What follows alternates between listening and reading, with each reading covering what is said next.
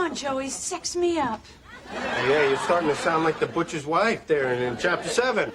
Oh, come on now, don't keep me waiting. Get those clothes off. In English vocabulary we will learn the word chapter. It means a main division of a book, treatise, or the like, usually bearing a number or title.